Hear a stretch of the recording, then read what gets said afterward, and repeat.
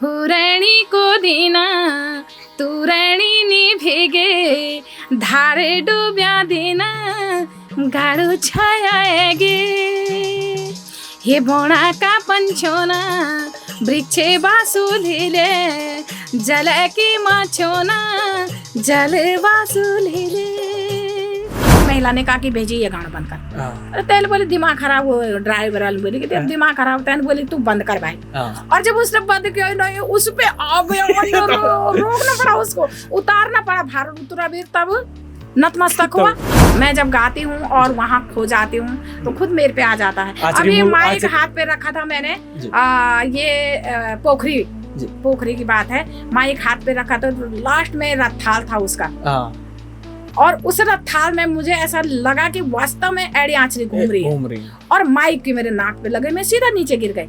अच्छा। बिल्कुल नीचे गिर गई मैं। डांडी काठियों का बीच पलियों जख्म ने देखे हूँ, फ्यूली बुरास से रंग खिलो पहाड़ के नानी छाऊं हो पहाड़ के नानी छाऊं। आपकी शुरुआत कब हुई थी?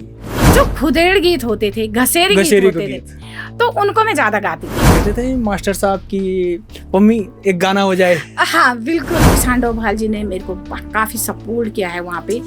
और एक दिन हम रुके रहे, जिस होटल में हम रुके रहे, आए वो मेरे पास कि मैम आपकी आवाज में ना एक खनक है।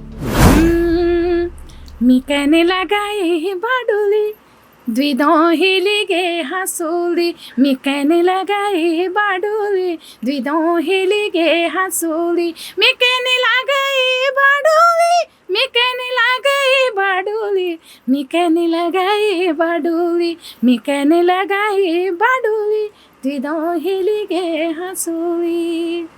पार्टी गोली खदारी मुझे और गीत लगोनी में स्कूल जाना झूम बिल्कुल। सिंगर सुनना शब्द मेरे लिए एक सपना जैसा था। चमोरी तरफ तेरी माता बावन बया। जब मैंने शुरू किया गाना तो भले मेरे हस्बैंड ने मुझे सपोर्ट किया, लेकिन कई लोग बोलते थे कि यार तो अपनी बुआरी ते गौणों के लिए तू ये तो गीत और बनाई उठेला डोले घाम लगी गे बोणे बेग्यो में सुरे सुर आज लिया चा मेरा का फल द्वि में दिखोला पूरे पुर आज लिया चा मेरा का फल द्वि में दिखोला पूरे पुर आहा मीठा वाला का फल है जा कब खोला हम सुरे सुर ब्याली बैठी ना कुछ नहीं खाई भूख लगी चा पूरे पूरे। नमस्कार साथियों, एक बार फिर से बहुत बहुत स्वागत है आपका बकछट पॉडकास्ट में। मैं आपके साथ शोभन सत्य सिंह नेगी। साथियों, आज हमारे साथ एक ऐसे मेहमान मौजूद हैं जिन्होंने अपने जागरों के माध्यम से, अपने गीतों के माध्यम से अपनी एक नई पहचान बनाई। जी हाँ, मैं बात कर रहा हूँ उत्तराखंड की सुप्रसिद्ध लोक जागर गायिका पम्मी नवल जी की। पम्मी नवल जी, बहुत बहुत स्वागत है आपका बकछट में। बहुत बहुत धन्यवाद बकछट यूट्यूब चैनल का। जी अच्छा, पम्मी नवल जी का एक और परिचय है जिसे शायद थोड़ा कम जानते होंगे, बहुत कम लोग जानते होंगे कि आप एक शिक्षिका भी हैं। जी बिल्कुल। तो सबसे पहले आपका हुरणी का दीन गीत जो है उसका दूसरा भाग आया है, उसकी आपको बहुत बहुत शुभकामनाएं। बहुत बहुत धन्यवाद दर्शकों का भी और आपका भी बहुत बहुत धन्यवाद। पहले वाला जो जागर था ना, तो उत्तराखंड में शायद ही कोई मंच होगा जिस मंच से, चाहे वो सांस्कृतिक मंच हो चाहे वो दैविक मंच हो, जिस पर वो गाना बजाना हो। जी। और उसके बाद आपने भाग 2 निकाला। भाग 2 की जरा कहानी बता दीजिए आप। जी बिल्कुल। पहले तो मैं यूट्यूब चैनल, आपके यूट्यूब चैनल बकछट के माध्यम से सभी श्रोताओं को, दर्शकों को नमस्कार प्रणाम करती हूँ। नौबैणी आछरी बारवाणी भराड़ी को प्रणाम करती हूँ। तो मेरा जो हुरणी को दिन फर्स्ट गाना निकला उसके बारे में तो सभी लोग जानते हैं कि सभी का आशीर्वाद बहुत अच्छा रहा। उन एड़ी आछरियों का मेरे को बहुत बड़ा आशीर्वाद मिला। और अब जो हुरणी को दिन भाग 2 मैंने निकाला है वो भी एड़ी आछरियों से संदर्भित है। एड़ी आछरियों पे ही मैंने लिखा है।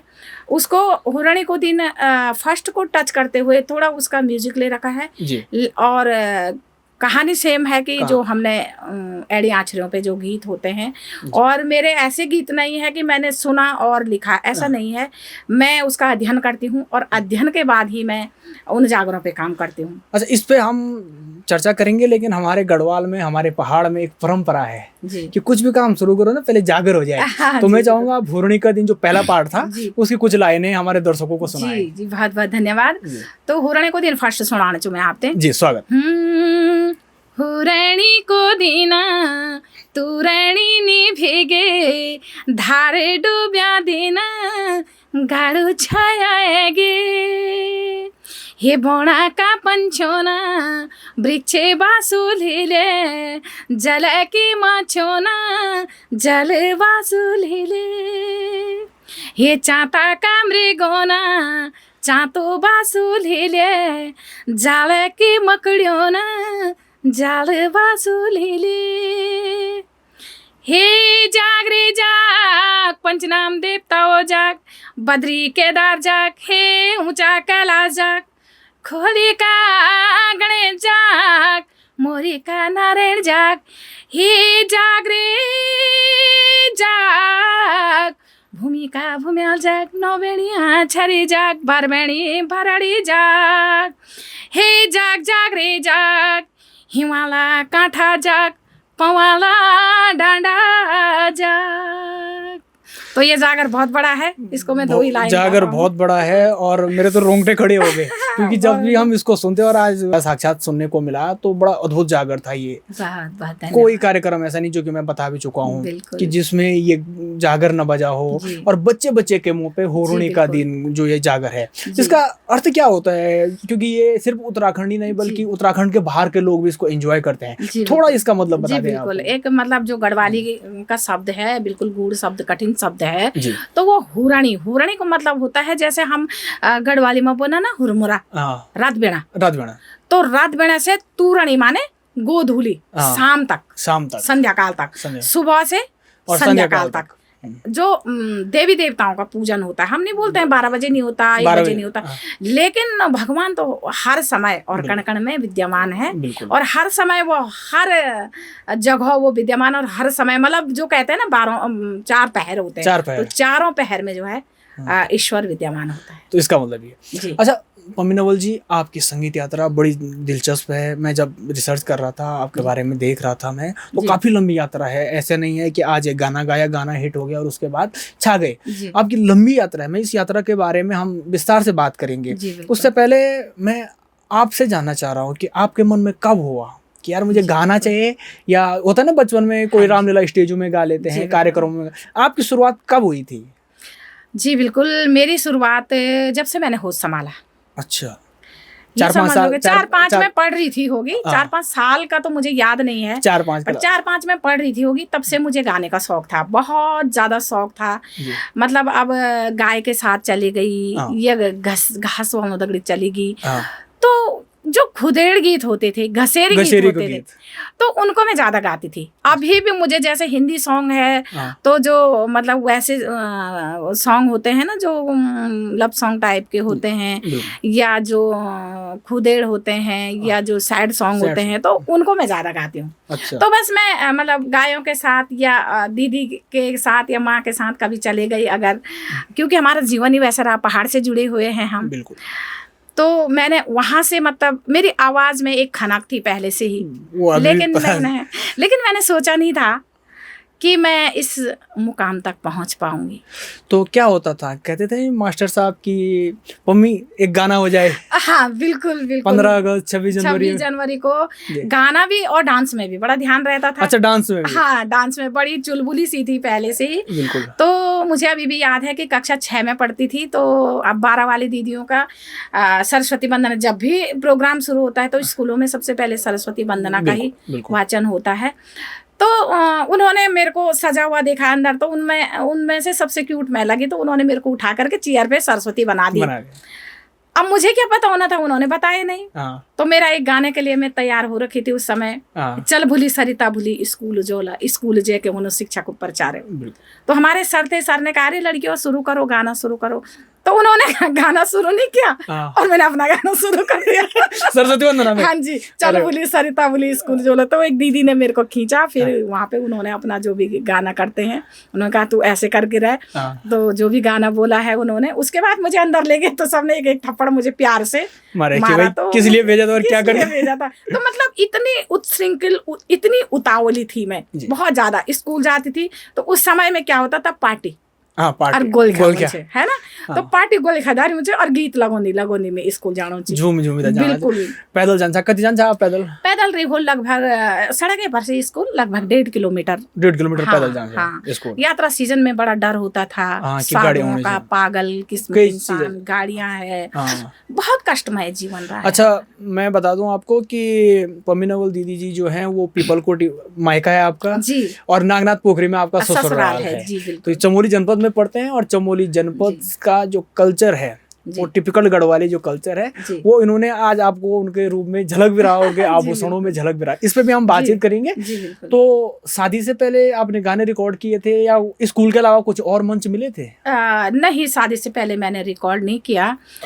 अन्य मंचों पे जाते थे जैसे और कार्यक्रमों में? हाँ, स्कूल के कार्यक्रमों में जाती थी, जैसे अच्छा। प्रार्थना वगैरह, प्रार्थना सभा में जैसे राष्ट्रगान होना, या हमारे पैनल होते थे उस समय, तो हाँ। अभी भी होते हैं, तो उसमें प्रार्थना बोलने के लिए मुझे आगे रखा जाता था कि अच्छा। स्वर में बोलती है हाँ। कह के। तो याद है मुझे अभी भी कि काफी जगहों पे मेरे सर लोग मुझे आगे वो देते थे, प्रोत्साहित भी करते थे और मुझे टाइम भी देते थे कि इसमें हुनर है तो इसको आगे बढ़ाने की कोशिश करो कह के। तो उस टाइम नहीं आया था कि चलो यार कुछ तो, अब तो खैर डिजिटल का जमाना है, उस टाइम तो कैसेट का जमाना था बिल्कुल, जब आप स्कूल में थे? हाँ, तो जब मैं 12वीं में पढ़ रही थी तब मेरी शादी हो गई थी। अच्छा। बहुत छोटी एज में, मतलब 18वीं साल की थी मैं तब मेरी शादी हो गई थी। हाँ। और शादी होने के बाद मेरे हस्बैंड में भी संगीत के प्रति काफी अच्छा। रुचि थी। हाँ। वो हारमोनियम बजाते थे। इन्होंने भी जब ये बीए में पढ़ते थे तो बोलते हैं कि मैंने रामलीला रूमलीला करवाई है कह के। अच्छा। तो मैं जब गाती थी शादी के बाद, जब गाया मैंने, हाँ। एक गाना मेरा बहुत ही फेवरेट गाना था, वो रुम झुम बरखाची रुम झुम पानी, प्यारी सुशीला तो होली डांडियो जाने। याद है वो कुछ? हाँ, ये बड़ी इतना ही है। इतना ही है ऐसा? रुम झुम बरखाची रुमा झुमा पानी, प्यारी सुशीला तो होली डांडियो जानी रुम झुम। तो इसको मैं, क्योंकि मायके से ससुराल में आई थी तो मुझे बड़ी खुद भी लगती थी, तो मैं इस गाने को गुनगुनाती। तो इन्होंने सुना तो बोला कि यार तेरी आवाज़ अच्छी है कह के, और मैं तुझे सिंगर बनाऊंगा। लेकिन तब वो सिंगर सुनना शब्द मेरे लिए एक सपना जैसा था। हाँ जी। तो ये 2001 में आपकी पहली एल्बम आती है? हाँ जी बिल्कुल। मेरे 90 में मेरी शादी हुई। हाँ। और 2000 में में मेरी बारडोली कैसेट आई सबसे पहले, जिसमें मैंने गौचर में छूटी गई प्यारो रुमाल। अब वो गाने मुझे याद भी नहीं है, लेकिन इतना है, पिंडर का छाला पानी न जा, बोलियो माने मेरो पिंडर का छाला पानी न जा, गंगा जी की सोट बाज बंद, गंगा जी की सोट। तो ये गाने मैंने गाए थे। अच्छा, ये गाने तक तो ठीक है, लेकिन पहाड़ की लड़कियों को लेकर एक पर्दा रहता था कि जागर नहीं गाने। हालांकि उसमें बसंती बिष्ट दीदी जी, रामेश्वरी भट्ट जी, उन्होंने प्रयोग किए हैं, आप उनको सुनती होंगी। लेकिन कितना चैलेंजिंग रहता है, कितना चुनौतीपूर्ण ये रहता है यार कि यार लड़की है, जागर कैसे गा लेंगी स्टेजों में खासकर? जी हाँ, बिल्कुल चुनौतीपूर्ण रहा है ये जी। क्योंकि जब मैंने शुरू किया गाना तो भले मेरे हस्बैंड ने मुझे सपोर्ट किया, लेकिन कई लोग बोलते थे कि यार तो अपनी बुआरी तक गौणों के लिए तो ये तो गीत और बढ़ाई ची। लेकिन ये जवाब भी देते थे कि देखो आज लता जी हैं, बिल्कुल, या बसंती दीदी जी हैं, या रेखा दसमाना दीदी जी हैं, तो वो एक सिंगर है, गीत और अलग हुआ ना, और सिंगर अलग हुआ, तो इसको कह के एक सिंगर का नाम मिलेगा, एक समय ऐसा आएगा इसको सिंगर का नाम मिलेगा। तो बहुत सारी चुनौतियां रही मेरे जीवन में, बहुत सारी, मतलब परिवार से ही कई लोगों ने कहा कि भाई नहीं गाना चाहिए, पर पता नहीं उन एड़े आँचड़ों का क्या ऐसा आशीर्वाद हुआ कि मैंने एक कहते हैं ना भगीरथ वाली लगन थी कि गंगा को पृथ्वी पर लाना है तो लाना है। तो मैंने कहा अगर इन्होंने सिंगर वाली जहाँ बात कर दी है तो मुझे बनना है तो बनना है। अच्छा, जागर का कब आया कि यार जागरों में आगे कुछ करना है? अब पहले से ही जब मैं जैसे मतलब स्कूल से या गांव से देवता वगैरह गाँव बंदा देवता नाचना, बहरों नाचना, हाँ जी, तो मैं तो जगह पर जानो बड़ो शौक रन से। तो घर में मार भी खान छे कई बार। हाँ। तो तक में सुनू छे मैं तो लो मतलब और लोग क्या करता छा कि जो नाच उड़न छे वे पर ध्यान देन छा। अच्छा। लेकिन मेरा ध्यान कहाँ रहता था, धौसिया पे।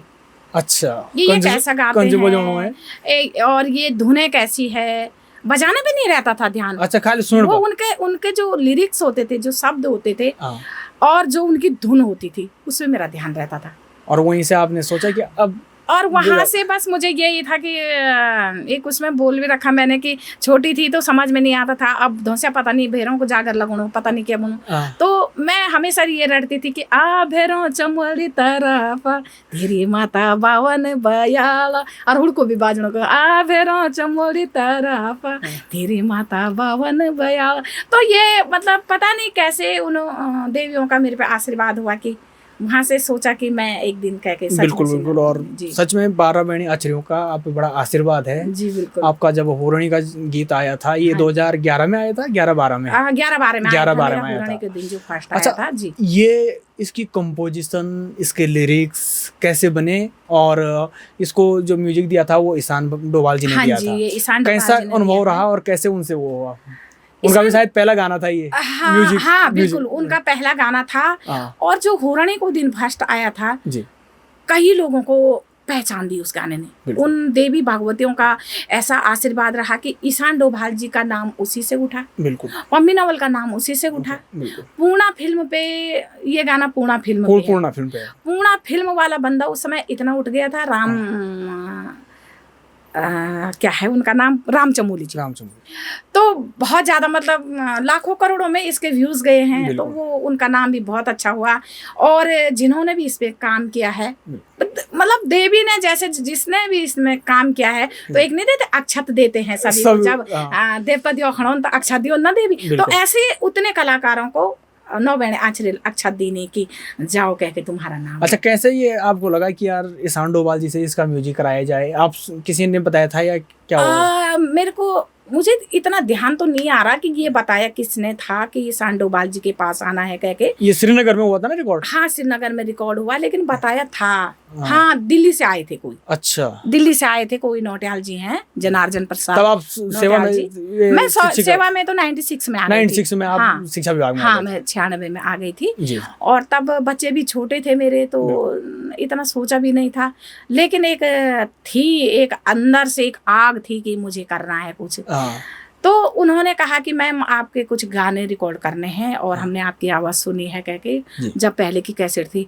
तो कहा कि श्रीनगर में दूर नहीं पड़ेगा आपको, बच्चे छोटे हैं, तो हम कह के पास में ही आपकी रिकॉर्डिंग करवाते हैं। तो मैंने कहा ठीक है। तो वहाँ पे गए तो ईशान डोभाल जी ने मुझे काफ़ी मोटिवेट किया। एक नीलोहे गाना आया है, नीलोहे बासी तो मलियू। बिल्कुल। हाँ, तो ईशान डोभाल जी ने मेरे को काफ़ी सपोर्ट किया है वहाँ पे। और एक दिन हम रुके रहे, जिस होटल में हम रुके रहे, आए वो मेरे पास कि मैम आपकी आवाज़ में ना एक खनक है, लेकिन आपको अब कहते हैं ना कि जो जागरों की तरफ जा रहा है या गाने की तरफ, तो अगर हम किसी को देखते हैं ना कि इसमें सीखने की जिज्ञासा है, तो हम उसको क्या करते हैं, सपोर्ट करते हैं। तो उन्होंने ऐसे ही मेरे को सपोर्ट किया और आज उन्हीं के स्नेह से मैं यहाँ तक। बिल्कुल, बड़े कमाल के म्यूजिक डायरेक्टर हैं और ऐसी प्रस्तुतियाँ वो उत्तराखंड के लिए देते हैं। हाँ। तो बहुत अच्छे उनके सॉन्ग रहे हैं। बिल्कुल, और बड़े कमाल के सॉन्ग रहे हैं। अच्छा, इसी बीच जब ये 2012 में आया था होरणी को दिन, उससे पहले जो एल्बम आई थी उसमें कुछ मंच मिलने लगे थे? हाँ, मंच मिलने लगे थे, लेकिन कॉन्फिडेंस कम था। कॉन्फिडेंस कम इसलिए था कि मैं नौकरी की वजह से टाइम नहीं दे पा रही थी, बच्चे छोटे थे। लेकिन शुरुआत की मैंने, कहते हैं ना कि जो चलना ही नहीं सीखेगा, ठोकरों से इंसान सीखता है, तो जो घर से निकलेगा ही नहीं, पहचान कहाँ से मिलेगी। बिल्कुल। तो मैंने सोचा कि एक बार देखती हूँ मंचों को करके। तो वहाँ से आज उन देवियों की कृपा ऐसी है कि मंच भी मिलते हैं और बहुत अच्छा मंच प्रोग्राम है। जब आपने बारडोली एल्बम की बात की है, एक गाना है आपका जो हर उस ध्यान यानी कि जो ससुराल जा रखी, जो जिसका मायका बहुत दूर है, उनके लिए वो गाना एक ऐसा जैसे नेशनल एंथम की तरह है, जो गुनगुनाते रहते, कहने लगा ये बारडोली। उसकी कुछ लाइन है और उसकी क्या स्टोरी है, उसके बारे में? जी बिल्कुल, बारडोली एक झुमेला टाइप का है वो जी। तो उसमें माँ की याद है, माँ के ससुराल में है, लड़की कह रही कि बारडोली आती है उसको, बारडोली तो सभी जाना चाहिए, हिचकी होनी चाहिए। तो उसको बाडुली आती तो वो बोनी कि मैं के लगाई बाडुली, मतलब अपनी गैलने में अपनी सहेलियों से बोलती है, तो सहेलियाँ बोलती यार तेरे पिताजी लगाना फलते तो बाडुली। हाँ। तो फिर वो बोलती कि नहीं यार अभी चैत के महीने तो आलू दे के मेरे पिताजी गए हैं। बिल्कुल। तो वो बोलती कि माँ होगी, वो कहती है कि अभी तो मेलो लगी। हाँ। अब मेले में माँ आई थी, माँ जो है झोला में समूह भी ले आई थे, और उसके बाद गैलियानियों की बात होती, तो जो मेरे साथ की जो सहेलियां थी कह के वो तो ससुराल चले गए अपने पति के साथ। तो कौन लगा रहा, तो वो कहती हाँ तेरा पति लगा रहा होगा तुझे बाडुली। तो वो कहती कि हाँ मेरा पति परदेश में है और वही मुझे याद कर रहे होंगे। तो शादी के बाद वास्तव में मैंने देखा है कि एक लड़की का मायके से बहुत लगाव तो रहता है, लेकिन पति से ज्यादा शायद कोई नहीं होता है ना। तो 2 लाइनें उस गीत की। मी कहने लगा ये बाडुली द्विदों हिलिगे हंसूली, मी कहने लगा ये बाडुली द्विदों हिलिगे हंसूली, मी कहने लगा ये बाडुली, मी कहने लगा ये बाडुली, मी कहने लगा ये बाडुली, मी कहने लगा ये बाडुली द्विदों हिलिगे हंसूली। बड़ा कमाल की आपकी आवाज़ है, माँ सरस्वती आपके कंठ में विराजी हुई है, और यही वजह है कि आज पूरा उत्तराखंड के लोग जब भी आपके गाने आते हैं, चाहे वो होरोने को दिन हो, चाहे वो बाडुली हो, चाहे वो पांडवों की पंच केदार यात्रा हो। अच्छा, इसका जिक्र आ गया है। मैं ये गीत जब देख रहा था, हालांकि जब हमारे यहाँ पांडव नृत्य होता है तो चक्रव्यूह उनमें सब में जब भी खाली टाइम रहता है तो ये गाना बजता रहता है, और ये गाना करीब आधा घंटे का है, आधा घंटे का, पूरा 30 मिनट का गाना है। ये जो डिजिटल का युग है, डिजिटल में हो गया कि रील वाला जमाना है, सबको 3-4 मिनट से बड़ा गाना नहीं मिलता, चाहे वो डीजे सॉन्ग ही क्यों ना हो, और आधे घंटे के गाना। पहले बताओ ये लिखा किसने था? बिल्कुल ये मेरे हस्बैंड ने लिखा है जी। और जो पांडवों के पंच केदार यात्रा पे पूरी हमारे यहाँ तो काफी किताबें पढ़ी हुई जो धार्मिक किताबें हैं जी, क्योंकि हम अध्ययन भी धार्मिक की किताबों का करते हैं, क्योंकि जागरों पे काम करना है तो उसी का अध्ययन करते हैं। तो ये पांडवों के पंच केदार यात्रा पे मेरे हस्बैंड ने पढ़ा, लिखा, जिसमें मैंने धुन दी है, जिसमें मैंने लिखने में भी सहयोग किया है, लेकिन लिखा मेरे हस्बैंड है, मतलब मिलजुल के इसकी कंपोजिशन हुई। बिल्कुल मिलजुल करके किया। कुछ लाइनें याद है आपकी इसको? हाँ है, जैसे शुरू में है कि वेद व्यास जी जब कहते हैं कि कह के उनको पांडवों को कि तुम्हें गुरु हत्या ब्रह्म हत्या के वो पाप लग गया, और तुम जब कह के शिव के दर्शन करेंगे तभी तुम्हें क्या इन पापों से तुम्हें मोक्ष प्राप्त हो सकता है कह के। तो कहते हैं कि भगवान शिव भी कह के उनको देख करके भागने लगे, क्योंकि उनकी ये परीक्षा थी। बिल्कुल। तो शुरू में है द्वापर युग माँ कुरुक्षेत्र लड़े वही, द्वापर युग माँ कुरुक्षेत्र लड़े वही, हाँ धर्मा को महाभारत वही, धर्मा को महाभारत हुए, ये जावा पंडो तुम ताहू जा कैलासो, जखरेंदा भोलेनाथ अपना रेवासो, जखरेंदा भोलेनाथ अपना कैलासो। तो शुरुआत यहाँ से है। उसका पैटी गया पंडो, हाँ शिव का शरणो पैट्या पंडो। तो आज थोड़ा सा मेरा बिल्कुल गला भी, क्योंकि मैं कल थोड़ा गांव से आई हूँ और काफी आज कार्यक्रम में था, आज कार्यक्रम में फिर मेरा स्वास्थ्य भी खराब हो गया। अभी मैंने मेडिसिन दी जी, तो मेडिसिन लेके मैं जरा लेट ही रखी थी, इसलिए थोड़ा सा तबीयत भी खराब है मेरी जी। अच्छा, आप एक शिक्षिका हैं। हाँ जी। आपने जब कहा कि आप जब गीतों की शुरुआत कर रहे थे, आपके बच्चे छोटे थे जी, 2 जिम्मेदारियां जी, स्कूल में भी बच्चों की जिम्मेदारियां हैं, बिल्कुल भाई, शिक्षा विभाग है, अधिकारी है, तो कैसे समय निकालना होता है? बिल्कुल, ये क्वेश्चन मेरे से बहुत लोग पूछते हैं, और आज मैं भी सोचती हूँ कि मैंने कैसे करके समय निकाला होगा, क्योंकि बच्चे छोटे थे।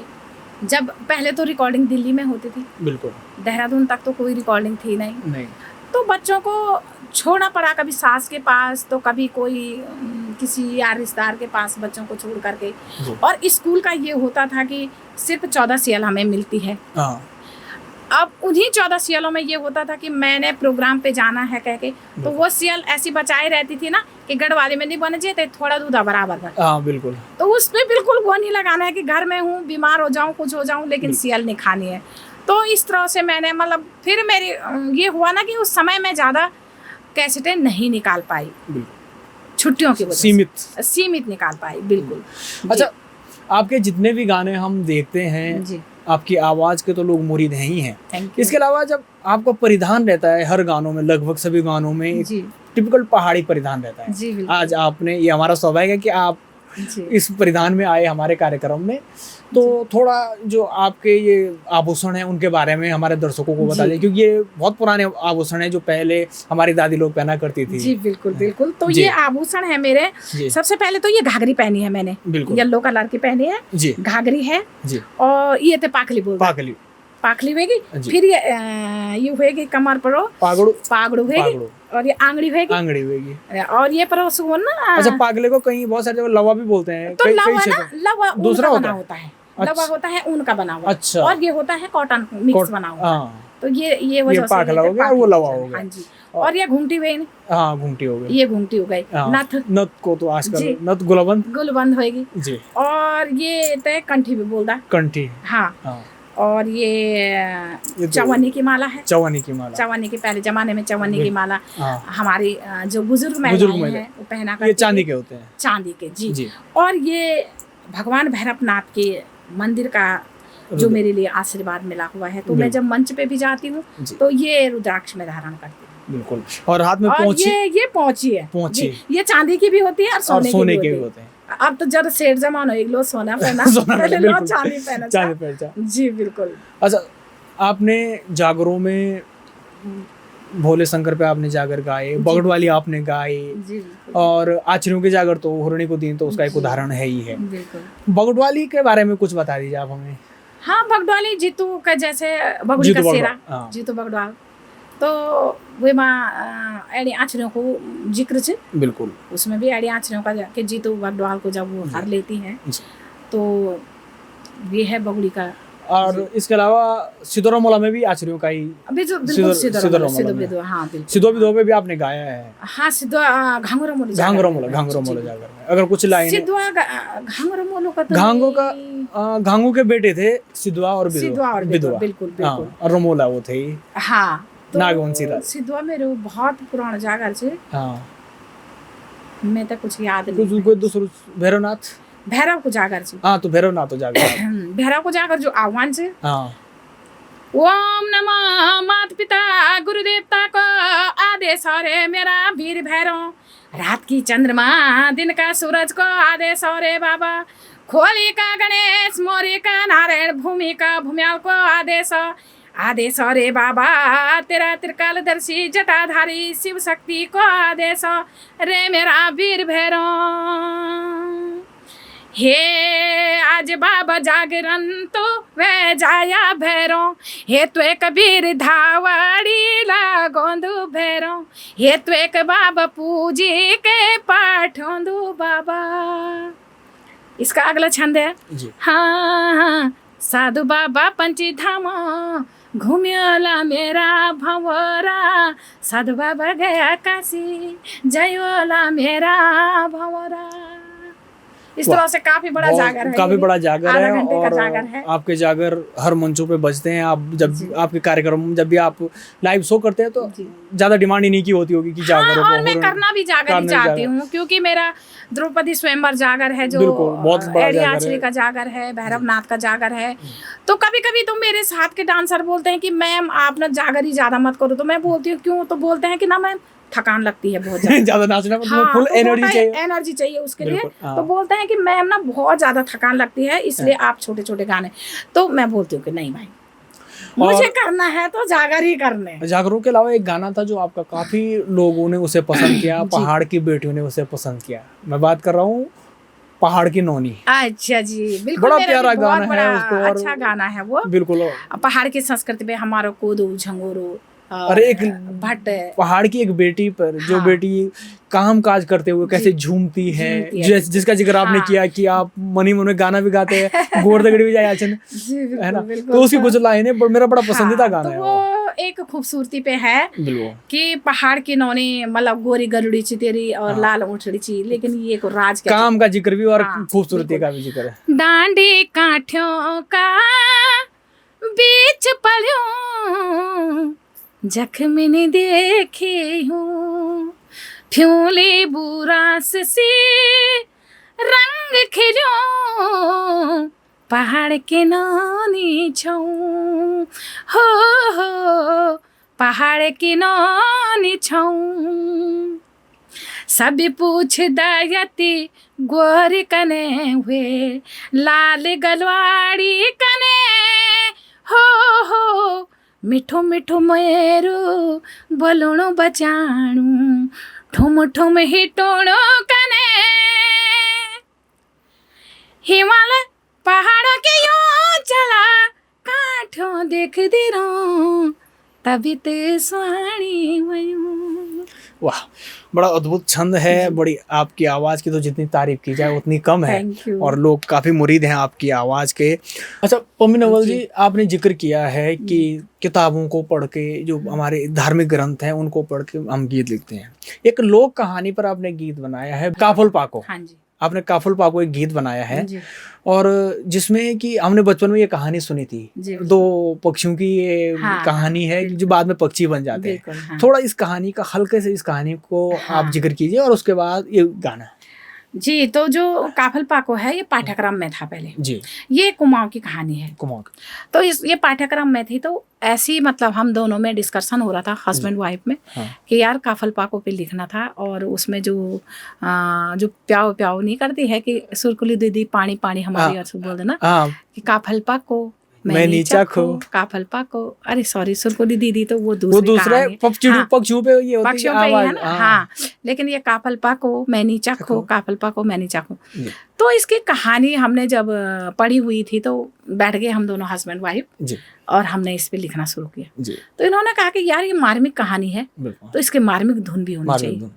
तो बस मैं धुन लिखने में सोचने में लग गई। धुन आप खुद ही बनाती? हाँ, धुन मैं खुद बनाती हूँ, और मेरे हस्बैंड उसको लिखने पे सोचने लग गए।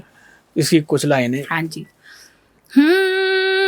उठेला डोले घाम लगी गे बोणे बेग्यो में सुरे सुर आज लिया चा मेरा काफल द्वि में दिखोला पूरे पुर आज लिया चा मेरा काफल द्वि में दिखोला पूरे पुर आहा मीठा वाला का फल है जा कब खोला हम सुरे सुर ब्याली बैठी ना कुछ नहीं खाई भूख लगी चा पूरे पुर ब्याली बैठी ना कुछ नहीं खाई भूख लगी चा पूरे पुर।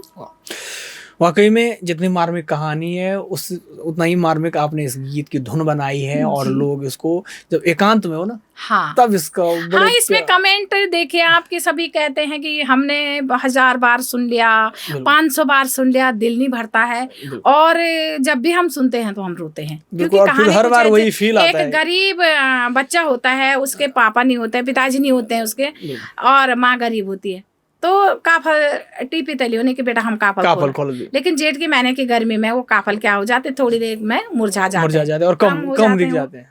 अब माँ बोलती है तूने खाए, तो बेटी सच्ची रहती कसम खाने की मरियम बाबा का सोच में थे मैंने नहीं खाई सुरे सुर भूख धानी को गुस्सा चित थे सच माने ले पूरे पूरे।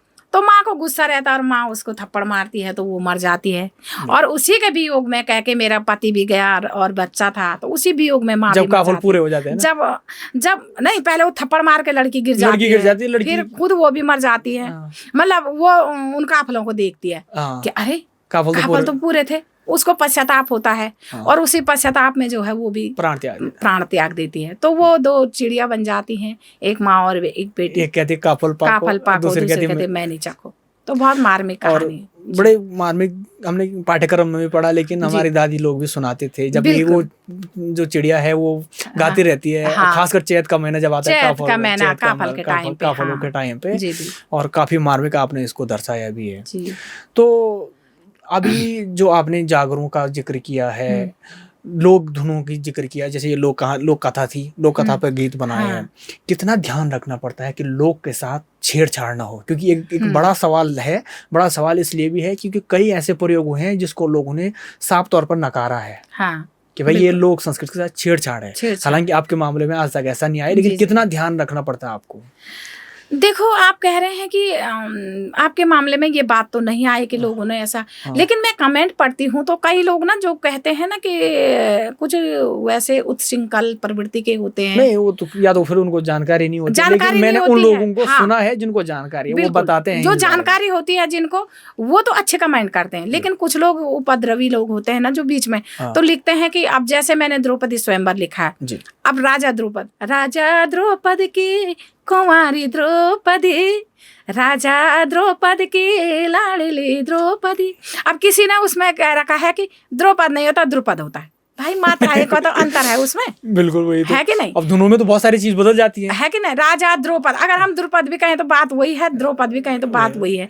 तो किसी ने इस तरह से लिखा है तो कमेंट तो कर ही लेते हैं, लेकिन हमारा पूरा प्रयास रहता है कि हम पे लोग कमेंट ना करें और हम सही चीज को लिख करके, सही चीज को गा करके अपने दर्शकों तक पहुंचाएं। ऐसा प्रयास रहता है। बिल्कुल, क्योंकि कई मामले आए हैं जैसे मैंने बताया भी है। आगे बढ़ेंगे हम तो एक गाना था आपका, बहुत ही प्यारा गाना है, जिकुड़ी घेल करी। जी है ना? तो बड़ा ही ये लव सॉन्ग है।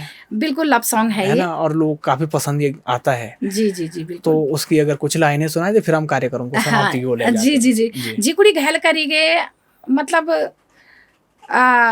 देखती है वो, किसी लड़के को देखती है। अब होता ही आजकल जमाना ही है कि लड़की लड़के को पसंद कर रही है, तो वो लड़की उस लड़के को देखती है और उसके मन को वो भा जाता है कि उसके जो हेयर स्टाइल है या उसके जो दांतों को चौका चीज मतलब, तो वो उसी पे खुश होकर के अपने मन में एक चिंतन करती है। जिकुड़ी घेल करेगी सुबह घेल करेगी, जिकुड़ी घेल करेगी सुबह घेल करेगी, हो लंबू लड़ छाड़ बेख स्वाण कन भलो सुबेख, दातुड़ी चौदसी छपाक है सुदुकन भलो मिजाज, मार के अंगाल जिकुड़ी माँ जिकुड़ी लोच गे, जिकुड़ी घेल करेगे सुबह घेल करेगे।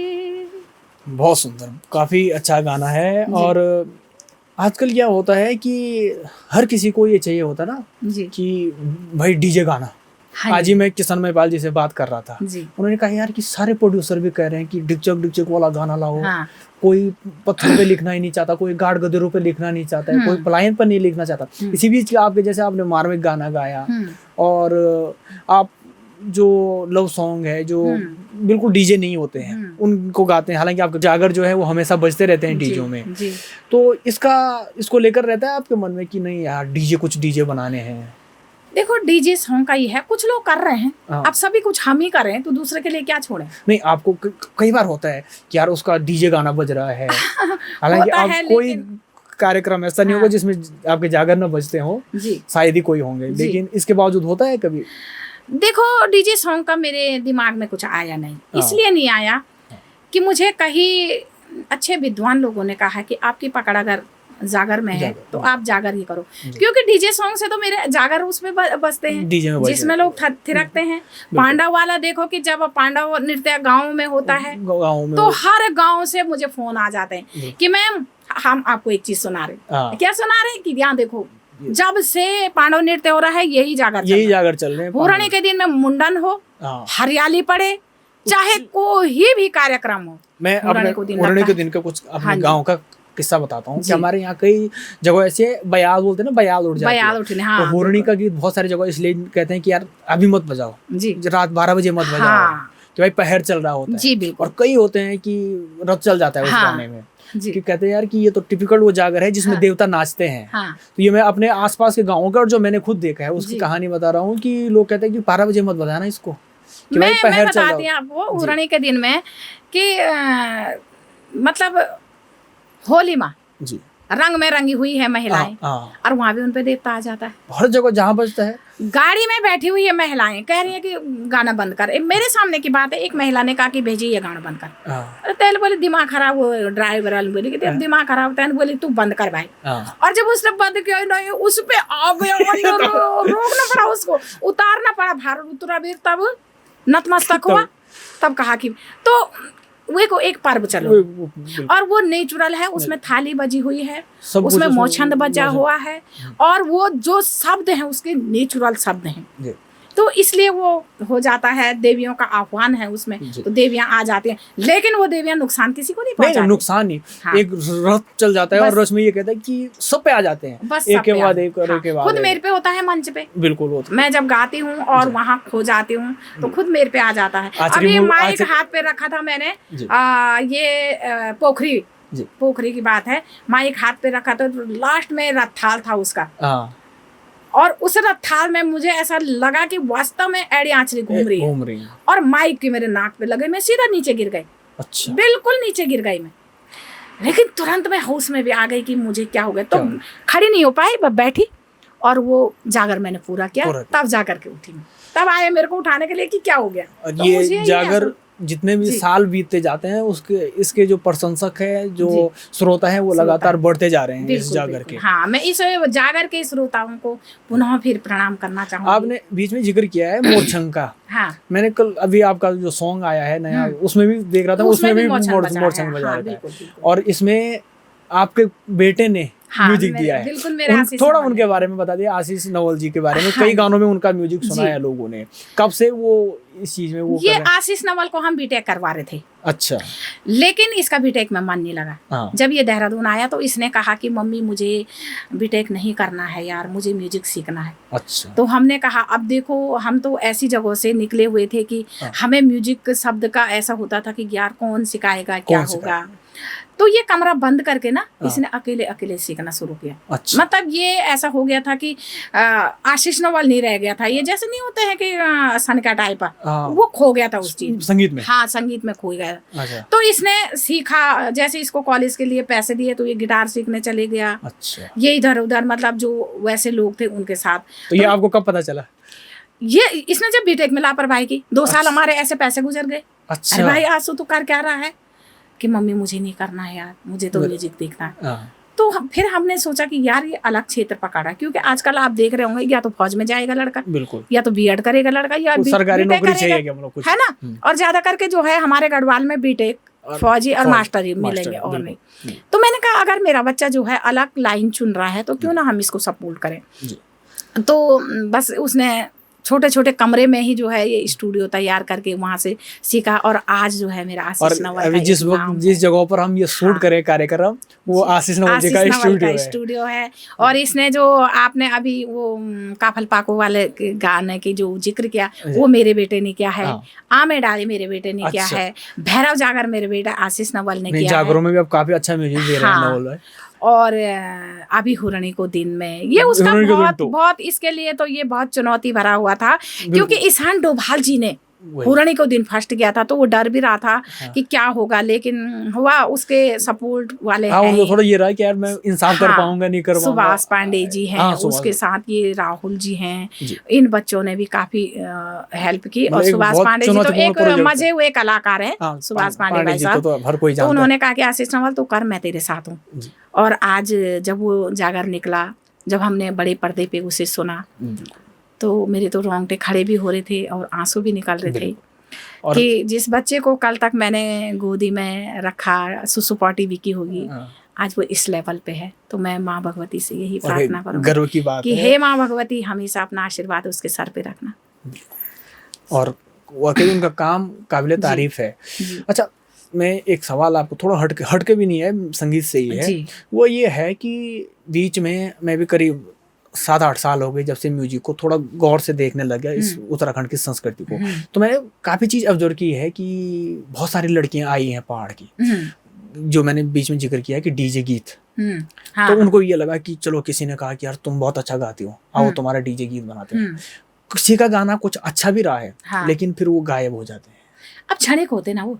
हाँ, जैसा आपने मेरे को कहा कि आप डीजे गाना चाहती हो, वो हाँ, क्षणिक है।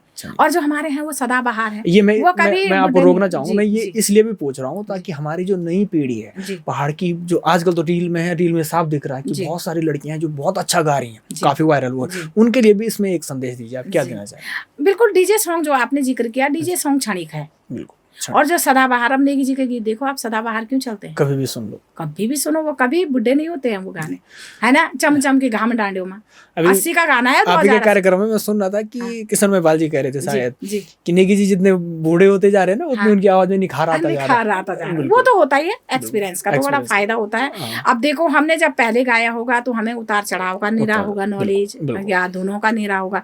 लेकिन अब जैसे जैसे हमारी उम्र बढ़ रही है, हमें मंच का नॉलेज बढ़ रहा है, सीख ही रहे हैं क्या? हाँ बिल्कुल। हमें अगर एंकर के लिए कहा जाए, हमें एंकरिंग का नॉलेज बढ़ रहा है, बिल्कुल, कैसे करके मंच संभालना है, तो वो तो होता ही है जी। कि जैसे जैसे हमारी उम्र बढ़ेगी वैसे वैसे हमारा एक्सपीरियंस बढ़ेगा। बिल्कुल। तो जो नई लड़कियां आ रही हैं हाँ जी, उनके लिए, हाँ, नई लड़कियों के लिए मैं ये कहूंगी कि इस तरह के गाने ऐसे मत गाइए ना कि जिनमें शब्दों का चयन अच्छा ना हो। भले गाइए, डीजे सॉन्ग गाना भी बहुत जरूरी है, बहुत जरूरी। क्योंकि आज तक हम देख रहे हैं शादी ब्याह में जी, ज्यादा करके द्वी पैग लगाए लड़कों तो चयन नाचना होता है, बिल्कुल, लेकिन शब्दों का सही चयन हो, शब्दों है कि नहीं। अगर डीजे सॉन्ग भी बन रहा है तो बिल्कुल। अच्छा। जैसे मैंने अभी एक लिखा है, हुड़की पे लिखा है, अच्छा, तो मैंने अपने बेटे से जिक्र किया, मैंने कहा आसो यार मैं इस गाने को निकाली हूँ डीजे सॉन्ग। उसने कहा मम्मी लिखा तो तूने बहुत अच्छा है, तू किसी और को दे दे यार, अच्छा, तू मत गा। हाँ। लेकिन मैंने इतना अच्छा लिखा हुआ है कि ये बहुत ही प्यारा लिखा हुआ है, लेकिन देखूंगे आगे अगर मौका मिला तो जो भी गाऊंगी, आगे क्योंकि उसमें मैंने संस्कृति से संदर्भित लिखा हुआ। बिल्कुल जी, तो नई लड़कियों को मैं ये कहूंगी कि बेटा ठीक है, अच्छी बात है, आवाज़ बहुत अच्छी है बच्चों की, जी, लड़की हो चाहे लड़के हो, गाओ, शब्दों का चयन अच्छा करो। दूसरे में जो वीडियो हमारी बन रही है जी। उसमें जो है हमारी जो पारंपरिक वेशभूषा होती है, हाँ, साड़ी है, सूट है। अब तुम मतलब लड़कियों को जींस, खैर जींस भी ये है कि पूरा बदन तो ढका पूरा है कि नहीं। अब हाफ कपड़े पहना रहे हैं, हमारी संस्कृति को तार तार कर रहे हैं, क्योंकि कई चीजें आज शादी ब्याह में देखा है मैंने, दुल्हन को जो है घर पे लेके आ रहे हैं लड़के के यहाँ, और उसके बाद उससे नचा रहे हैं। अब पहली बंच है कि पेता बैठी बल बुआरी, है ना, क्या वजन बुआरी चारों पेता बैठे, बुआरी चारों पेता बैठी हूँ। और क्या होन छे कि तय बुआरी तय मतलब कई दिन तक उहेलू रन छटाले, घूमता रन छटाले, उसे देखने के लिए हर कोई बोलता था यार तेरी बुआरी कण में हुई।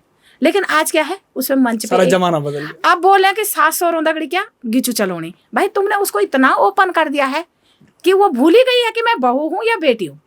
तो इस ऐसी चीजें जो है उत्तराखंड के अंदर, इस संस्कृति को, जो संस्कृति नहीं कहूंगी मैं उसे, वो तो हमारा रहन सहन, भ्रंश रूप हो गया वो।